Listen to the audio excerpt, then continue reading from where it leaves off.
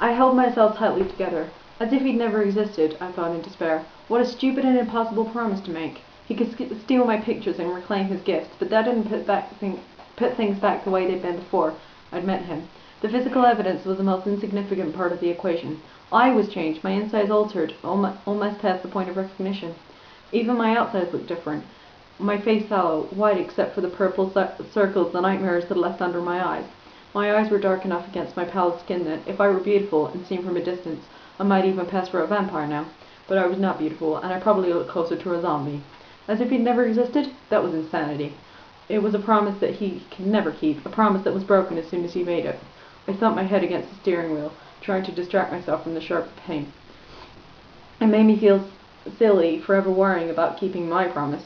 Where was the logic in sticking to an agreement that had already been violated by the other party? Who cared if I was reckless and stupid? There was no reason to avoid recklessness, so no reason why I shouldn't get to be stupid.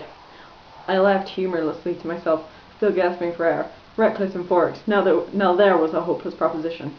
The dark humour distracted me, and the distraction eased my pain. My breath became easier, and I was able to lean back against the seat. Though it was cold today, my forehead was damp with sweat. I concentrated on my hopeless proposition to keep from sliding back into the excruciating memories. To be reckless and forked would take a lot of creativity, maybe even more than I had, but I wished I could find some way. I might feel better if I weren't holding fast, all alone, to a broken pact. If I were an oath breaker too. But how could I cheat on my side of the deal, here in this harmless little town? Of course, forks hadn't always been so harmless, but now it was exactly what it had always appeared to be. It was dull. It was safe. Cold. Alright.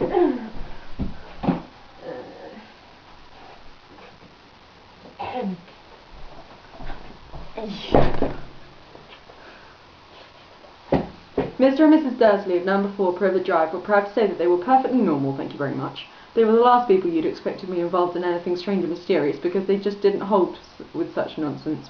Mr. Dursley was the director of a firm called Grunnings, which made drills. He was a big, beefy man with hardly any neck, although he did have a very large moustache.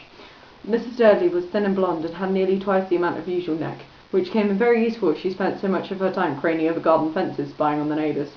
The Dursleys had a small son called Dudley, and in their opinion, there was no finer boy anywhere.